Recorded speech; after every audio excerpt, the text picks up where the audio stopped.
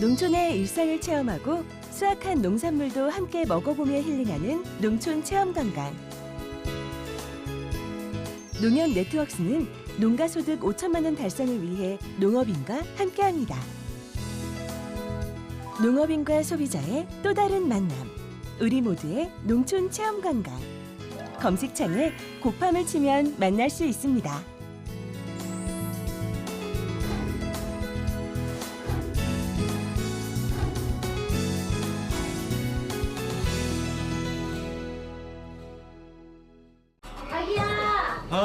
우리 이유식재료 사야 된다. 알았어. 어디가? 슈퍼. 거길 왜 가? 진이야. 네. 롯데 슈퍼에서 소고기 담아줘. 구매 이력이 있는 유기농 소고기를 담았습니다. 이게 이런 것도 돼? 아보카도랑 당근도. 내가 담아놨지. 진이야, 주문해줘. 말로 주문하고 눈으로 확인하는 기가진이. 육아로 바쁜 부부에게 오늘의 기술 KT. 롯데슈퍼 당일 배송입니다. 여러분 안녕하십니까? NBS 뉴스 24입니다. 양파 공급 과잉 최소화와 소비 촉진을 위해 지방자치단체와 농협이 팔을 걷어붙였습니다. 지자체는 자체 예산까지 투입해 시장 격리에 나섰고 농협은 산지 폐기와 소비 촉진 운동에 이어 추가 대책까지 검토 중입니다. 네, 정부의 양파 수급 안정 대책이 미흡하다는 비판이 거센 가운데 지자체와 농협이 양파값 안정을 위해 자구책을 마련한 겁니다. 강창호 기자가 보도합니다. 양파 주산지 지방자치단체들이 양파 공급 과잉을 해결하기 위해 직접 나섰습니다. 대표적인 양파 주산지인 전라남도는 최근 도 자체적으로 중만생종 양파 10,000톤, 163헥타르를 신속히 시장 격리하겠다고 밝혔습니다. 전남도는 총 34억 원의 예산을 들여 6월 초까지 중만생종 양파 시장 격리를 마무리할 계획입니다. 올해 양파 생산량이 전국적으로 생년보다 15만 1,000톤 정도 과잉 생산될 것으로 전망됨에 따라서 우리 도 차원의 선제적 대책을 신속 지금 추진하고 있습니다. 정부 진전된 수급 대책이 나올 수 있도록 타도와 적극 협력해 나가도록 하겠습니다. 경상남도도 도 자체적으로 양파 수급 안정 대책을 하고 있습니다. 경남도는 추가적인 양파 시장 격리와 가격 안정 사업에 39억 원의 예산을 투입할 예정이라고 밝혔습니다. 경남도는 지난 4월에도 양파 재배 면적 감축을 위해 15헥타르만큼을 사전 격리한 바 있습니다. 농협도 양파 농가들의 경영 안정을 위해 총력을 기울이는 양상입니다. 농협경제지주는 최근 양파 3만 톤을 시장 격리하기로 한 데 이어 추가 수급 안정 대책도 검토 중입니다. 농협은 양파 팔아주기 운동도 대대적으로 전개할 예정입니다. 6월부터 하나로마트, 농협몰 등 농협계통 판매장에서 양파 특판 행사를 추진하는 동시에 주요 대형 유통업체와도 양파 판촉 행사를 진행할 예정입니다. 지자체와 농협의 이 같은 행보는 정부의 양파 수급 안정 대책으로는 공급 과잉 기조를 막기엔 역부족이라는 판단 때문입니다. 정부는 앞서 두 차례 수급 안정 대책을 통해 양파 2만 4천 톤을 시장 격리한다고 밝혔지만 과잉 생산 예상량의 4분의 1에 불과해 실효성이 없다는 목소리가 농업 현장에선 계속해서 나왔습니다. 그 양을 가지고 실효성은 저는 없다고 보는데. 또 전남 무안군 의회는 최근 양파값 안정을 위해 정부의 실효성 있는 대책 마련을 촉구하는 성명서를 채택하는 등 양파 수급 안정을 위한 지자체와 농협, 지방의회의 전방위적 노력이 이어지고 있습니다. MBS 뉴스 강창호입니다. 이낙연 국무총리가 북한에서 아프리카 돼지열병 ASF가 발생한 것으로 보인다는 의견을 밝혔습니다. 그간 북한에서 ASF가 발생했을 것이란 우려가 제기되었지만 정부 고위 관리자가 언급한 건 이번이 처음입니다. 정부가 지금이라도 남북 공동 방역 체계를 구축해 ASF의 국내 유입 가능성을 차단해야 한다는 목소리가 높아지고 있습니다. 보도에 윤슬기 기자입니다. 이낙연 국무총리가 지난 29일 자신의 SNS에 북한의 아프리카 돼지열병이 꽤 발생한 것으로 보인다고 언급했습니다. 그러면서 북한의 ASF가 멧돼지를 통해 국내로 유입되지 않도록 비무장지대와 임진강 하류 등에서 완벽히 방어해야 한다고 덧붙였습니다. 북한 내 ASF 발병에 대해 정부 고위 관계자가 언급한 것은 이번이 처음입니다. 게다가 아직 북한에서의 ASF 발생이 공식화되지 않은 상태에서 이런 발언이 나온 것은 매우 이례적입니다. 대북 소식통들은 이미 북한에서 ASF 발생을 기정사실화하는 분위기입니다. 이들은 황해도 사리온 지역에서 ASF가 크게 발생해 북한 당국이 확산 방지에 나섰고 북중 접경 지역의 시장에선 돼지고기 판매가 일절 금지됐다고 주장합니다. 북한에서는 이제 돼지 패스트라고 하거든요. 그래서 돼지 패스트가 들어와서 방역 비상이 걸렸고 황해북도 사리온에서 피해를 제일 많이 봤다 하고 이제 현재 평안북도 신의주 지역하고 평성, 개천 등 이제 그 큰 도시들의 시장에서 아프리카 돼지열병과 관련해서 통제와 단속이 강화되고 있다고 이제 소식이 들어왔어요. 하지만 아직까지 북한 내 ASF 발생이 공식 확인되지는 않은 상황.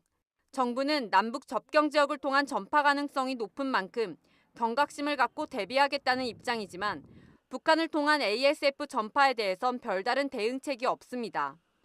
양동 농가들은 정부가 적극적인 대책을 펼쳐주길 바라고 있습니다. 북한이 발생 가능성이 있으니까 우리가 국경 지역은 멧돼지가 넘어올 확률이 높다. 그래서 국경 지역 같은 경우는 좀 멧돼지를 좀 개체수를 조절을 좀 해달라. 소독약이라도 아니면은 뭐 어떤 연구진이라도 같이 방역 활동을 하는 게 좋지 않나. 전문가들은 지금이라도 당장 남북 공동 검역 시스템을 작동시켜야 한다고 주장합니다. 국경 검역을 위한 설비와 시약을 지원하고 예방 차원에서 군사 분계선 일대의 축산 기지 등을 소독해야 한다는 겁니다. 우리가 공항이나 바다로 들어오는 것들은 시스템이 잘 되어 있기 때문에 이제 괜찮은데 북한 쪽에서 들어오는 게 이제 잘 안 되어 있거든요. 그 북한하고 협의해서 북한의 국경이라든가 이런 쪽에서 이제 그 좀 같이 그 기술도 교류하고 하는 게 이제 제일 좋은 방법이라고 생각하고. 백신도 치료제도 없이 치사율이 100%에 가까운 ASF. 국내 유입을 막는 것만이 최선책인 만큼 전방위적인 차단 방역이 필요해 보입니다. MBS 뉴스 윤슬기입니다. 올해도 쌀 생산 과잉이 되풀이될 거란 전망이 나왔습니다. 논타작물 재배 지원 사업 부진 등의 영향으로 벼 재배 면적이 줄지 않았기 때문인데요. 쌀값 전망도 어둡게 관측돼 선제적인 쌀 수급 안정 대책 마련이 요구되고 있습니다. 보도에 김인경 기자입니다. 한국농촌경제연구원이 최근 내놓은 쌀 관측 6월호에 따르면 올해 벼 예상 재배 면적은 73만 1,000헥타르로 나타났습니다. 이는 농경연 농업관측본부가 이달 2일에서 10일까지 논벼 표본 농가를 대상으로 실시한 재배 의향 면적 조사 결과에 따른 겁니다. 농경연은 올해 벼 작황이 평년 수준인 시바르당 530kg을 기록한다고 가정했을 때 387만 5천 톤의 쌀이 생산되면서 13만에서 18만 톤이 초과 공급될 것이라고 예상했습니다. 지난해의 경우 9만 톤가량이 과잉됐기 때문에 올해 수급 상황이 지난해보다 더 악화될 수 있다는 얘기입니다. 농경연은 올해 벼 재배 면적이 줄어들지 않은 원인으로 논 타작물 재배 지원 사업, 즉 쌀 생산 조정제의 부진을 꼽았습니다. 어찌 보면 농가 입장에서 상당한 리스크이기 때문에 타작물로 전환한다는 것이 단순히 소득뿐만이 아니라 타작물을 재배하기 위한 농기계나 배수 관련돼서 추가적인 비용이 들어가는데 그 부분이 명확하지 않기 때문에 아무래도 그 신청이 좀 저조한 것 같습니다. 최근 모내기가 마무리 단계에 접어들면서 신청 면적이 크게 늘기도 어려운 상황. 또한 신청한 논에 모두 타작물이 심길지도 미지수입니다. 지난해에도 논 타작물 재배 지원 사업에 참여한 면적 3만 2,656헥타르 가운데 실제 타작물을 재배한 면적은 2만 7,077헥타르에 불과해 이행률은 83%에 그쳤습니다. 올해 쌀값 전망도 어둡습니다. 농경연은 2018년산 단경기, 즉 7월에서 9월의 쌀 평균 가격이 현 수준보다 하락한 80kg당 18만 7천 원을 기록해 3.4% 정도의 역계절 진폭이 발생할 것으로 전망했습니다. 특히 올해는 추석 날짜가 이른 편이라 2018년산 구곡 판매 기간이 단축될 수 있다는 점도 단경기 가격 하락 요인으로 작용할 수 있다고 농경연은 예상했습니다. 여기에 농경연 전망대로 2019년산 쌀 과잉 공급량이 지난해보다 크게 증가한다면 쌀값 하락세는 불가피할 것으로 보입니다. 이에 농경연은 올해 쌀 수급 안정을 위해선 논 타작물 재배 지원 사업 참여를 마지막까지 독려해야 하며 향후 실제 재배 면적과 작황 등을 고려해 선제적인 수급 안정 대책을 마련해야 한다고 강조했습니다. NBS 뉴스 김인경입니다. 청년 농부라는 명칭 사용을 놓고 젊은 농민들 간의 다툼이 벌어졌습니다. 한 협동조합이 청년 농부라는 표현을 특허청에 상표권으로 등록했기 때문입니다. 농사를 짓는 20, 30대 청년이 청년 농부라는 이름을 붙여 농산물을 판매하면 불이익을 받게 되는 건데 청년 농부 표현에 대한 상표권을 놓고 뜨거운 논란이 일고 있습니다. 이현경 기자가 보도합니다. 최근 청와대 국민청원 게시판에는 한 청년농의 하소연이 올라왔습니다. 온라인으로 농산물을 판매하는 이 청년농은 청년농부라는 표현을 썼다가 오픈마켓 관리자로부터 판매를 중지당할 수 있다는 경고를 받았습니다. 청년농부라는 표현을 썼기 때문입니다. 2016년 귀농한 청년들이 모여 만든 청년농부협동조합에서 지난해 청년농부라는 표현을 특허청에 상표 등록하면서 사건은 시작됐습니다. 청년농부협동조합 측은 청년농부라는 표현은 특허청으로부터 상표 등록을 인정받은 청년농부협동조합만의 고유한 상표이기 때문에 상표권 침해 시 손해배상 소송 등 법적 분쟁의 소지가 있으므로 청년농부 상표 사용을 자제할 것을 당부했습니다. 청년농부라는 표현을 쓰려면 자신들의 협동조합에 조합원으로 가입하라는 겁니다. 이에 많은 청년농들은 보통 명사나 마찬가지인 청년농부라는 표현을 못 쓰게 막는 것은 말도 안 되는 처사라면서 청와대와 농림축산식품부, 특허청 등의 민원을 넣고 있는 상황입니다. 또 일부 청년농들은 상표권 무효 심판 소송까지도 준비하는 것으로 알려졌습니다. 실제로 상표법에 따르면 간단하고 흔히 있는 표장만으로 된 상표는 등록할 수 없게 돼 있습니다. 이에 따라 상표 등록을 인정한 특허청이 사태를 수습해야 한다는 주장이 힘을 얻고 있습니다. 지금으로서는 심사관의 식별력 판단이 적절한지 여부에 대해 다툼이 있는 사안이므로 식별력이 없다는 이유로 무효 심판을 청구하면 청년 농부 상표는 심판원 및 법원의 판단에 따라 무효 여부가 결정될 것입니다. 전국의 모든 청년농들이 청년농부라는 이름으로 농산물을 홍보하면 불이익을 당할 수도 있는 상황. 청년농부는 보통의 명칭으로 폭넓게 사용되고 있는 만큼 서로 상생할 수 있는 협력 방안이 필요할 것으로 보입니다. NBS 뉴스 이현경입니다. 간추린 뉴스입니다.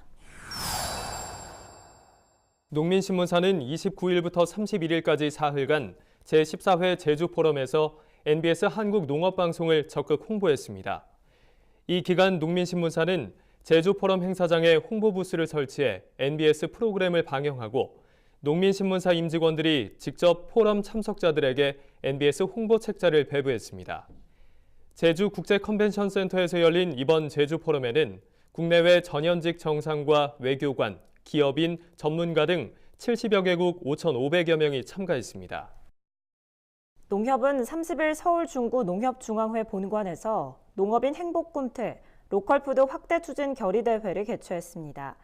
농협은 지난해 200개였던 로컬푸드 직매장을 2020년 600개, 2022년 1,100개까지 확대할 계획입니다. 농협은 로컬푸드 직매장 확대를 통해 농가 간 소득 불균형 해소와 농가 소득 5천만 원 달성, 안전 먹거리 공급 등에 앞장설 계획이라고 밝혔습니다. 전라북도는 2019년 스쿨팜 지원 사업을 추진하기로 하고 도내 40개 학교에 체험장을 조성하겠다고 밝혔습니다. 스쿨팜 사업을 통해 학생들은 직접 텃밭에 토마토나 상추 등 농작물을 심고 직접 재배한 채소로 요리도 하고 가을에는 벼 수확도 체험하게 됩니다. 도 관계자는 도시 속 학교 텃밭 체험은 아이들의 인성교육과 미래농업 전문 인력 양성의 출발점이 될 것이라고 밝혔습니다. 충청북도 농업기술원은 과수화상병 확산 방지를 위해 유관기관과 공동 대응할 것이라고 밝혔습니다. 도 농업기술원은 최근 의심주 신고가 접수된 이후 과수화상병 대책 상황실과 지역 담당관제를 운영하고 있습니다. 시군 관계기관 긴급대책회의를 통해 과수원 예찰 강화와 교육 홍보 등 대책 마련에 온 힘을 쏟고 있습니다. 또 농촌진흥청과 충주시 농업기술센터와 함께 이번에 확진된 충주 과수원의 사과나무 500주에 대해 신속한 매몰 작업을 추진하고 있습니다. 우리 농산물의 숨은 효능과 건강 정보를 전해드리는 건강톡톡 알고 먹는 우리 농산물 시간입니다. 네, 앞서 지자체와 농협이 양파 공급 과잉 해소와 소비 촉진에 앞장섰다는 리포트 전해드렸는데요. 이럴 때일수록 양파 소비가 많이 이루어진다면 농민들에게 큰 힘이 될 수 있겠죠. 그래서 오늘은 최다혜 기자가 다양한 양파 활용법을 준비했다고 합니다. 함께 보시죠. 알싸한 매운맛과 특유의 단맛으로 우리 식탁의 필수 식재료가 돼주는 양파. 양파는 식탁 위의 불로초라고 불릴 만큼 그 효능도 대단합니다. 하루에 양파 반 개만 섭취해도 각종 암 발생을 억제할 수 있고 혈압을 안정시키면서 피를 맑게 해 동맥경화, 고혈압을 예방하는 데도 도움을 줍니다. 매운맛을 내는 유아프로필알린 성분은 혈당을 떨어뜨리는 효과와 함께 고기를 먹을 때 함께 섭취할 경우에 고지방을 호전시켜주는 효과가 있어서 역시 당뇨나 고지혈증에 효과가 있는 것으로 알려져 있습니다. 이 몸에 좋은 양파, 냉장고를 열면 양파 몇 개는 준비해 놓으셨을 텐데요. 오늘은 양파를 활용해서 다양한 요리법을 알아보도록 하겠습니다. 오늘 요리해 주실 이인정 요리연구가님 나오셨습니다. 선생님 안녕하세요. 네, 안녕하세요. 반갑습니다. 네. 오늘 어떤 양파 요리 준비해 주셨나요? 네, 양파를 이용해 가지고요. 양파잼을 만들어 볼 거고요. 또 하나는 양파를 이용해서 닭가슴살 구이 한번 만들어 볼게요. 딸기잼, 포도잼은 들어봤어도 양파잼은 처음이시라고요? 먼저 냄비에 올리브유를 두르고 갈색이 될 때까지 볶아줍니다. 이때 잼을 더 맛있게 해줄 특별 재료가 들어간다는데요. 바로 양파즙입니다. 양파즙을 넣어줄 건데요. 양파즙을 넣어주는 이유는 이 양파를 볶았을 때 더 깊고 더 풍부한 맛을 내주기 위해서 양파즙을 활용하면 굉장히 좋거든요. 양파즙을 넣고 양파를 볶아줍니다. 그런 다음 설탕을 넣고 익히다가 발사믹 식초를 넣어 졸이면 양파잼이 완성됐습니다. 구운 빵에 양파잼을 곁들여 먹으면 브런치 카페 메뉴가 따로 없는데요. 네, 이번에는요. 양파를 이용해서 닭가슴살 구이 한번 만들어 볼게요. 닭가슴살은 소금과 후추로 간을 하고 양파술을 넣고 재워둡니다. 양파술을 넣으면 고기의 잡내를 잡아주고 양파의 풍미를 더욱 느낄 수 있습니다. 고추장과 케찹, 설탕, 다진 마늘 등 각종 재료를 넣고 양념을 만들어줍니다. 채소와 파인애플을 굽고 닭가슴살도 구워줍니다. 80% 이상 익으면 준비해둔 양념을 넣고 졸여줍니다. 접시에 구운 채소와 닭가슴살을 곁들여내면 온가족 영양간식 양파 닭가슴살 구이 완성입니다. 까도 끝이 없는 양파 활용법. 그런데 여기서 끝이 아닌데요. 기름이 많은 프라이팬은 설거지도 번거로운데요. 이때 양파를 활용하면 됩니다. 양파의 항박테리아 성분은 오물 제거나 소독에 효과적이기 때문인데요. 양파 한 조각을 음식물이나 기름이 묻은 프라이팬에 대고 문지른 후 주방 세제로 닦아주면 반짝반짝 깔끔해졌죠? 올해는 더위도 예년보다 빨리 찾아온 만큼 매력 만점 양파로 온 가족 건강 챙기셨으면 좋겠습니다. 지금까지 건강톡톡 알고 먹는 우리 농산물이었습니다. 저희가 준비한 소식은 여기까지입니다. NBS 뉴스 24 마칩니다.